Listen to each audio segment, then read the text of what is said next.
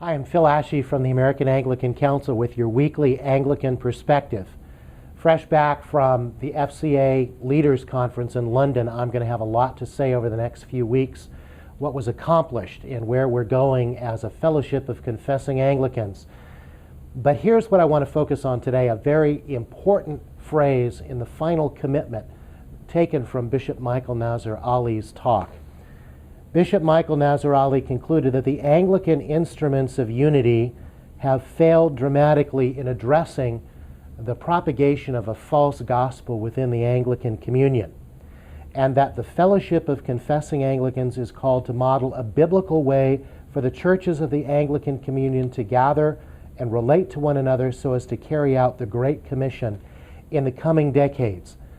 I believe we can say three things about this. Number one, the Anglican communion cannot address the problem of a false gospel by structures alone. The sickness is too deep and the problem too urgent through a simple structural solution. Secondly, whatever structures need to be in place must serve the propagation of the gospel of Jesus Christ as Lord and Savior, unique and supreme over his church and all people. And that's why the statement goes on to talk about the need to address different forms of missional leadership, traditional Episcopal leaders, as well as those exercising leadership in non-parochial settings. Thirdly, and this is most important, we're called to model a way forward, a biblical way to gather and relate to one another to carry out that Great Commission. For the time being, as we face the possibility of a divorce within the Anglican communion over the fundamentals of Christianity, the Fellowship of Confessing Anglicans is saying, let's model a biblical way to gather together, to do mission, to spread the transforming love of Jesus Christ and his lordship all throughout the whole communion.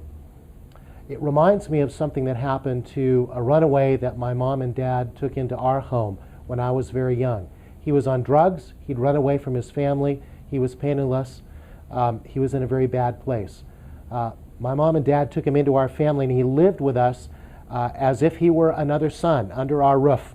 And he learned how to relate to a healthy family and to healthy parents. I believe that's what Bishop Michael Nazir Ali is getting at in terms of this time, this season now, to model that for the rest of the communion. It's a time for us to remember Joel 2:12, where God says, "Rend your heart and not your garments. Return to the Lord your God, for he is gracious and compassionate, slow to anger and abounding in love, and he relents from sending calamity. Who knows? He may turn and have pity and leave behind a blessing."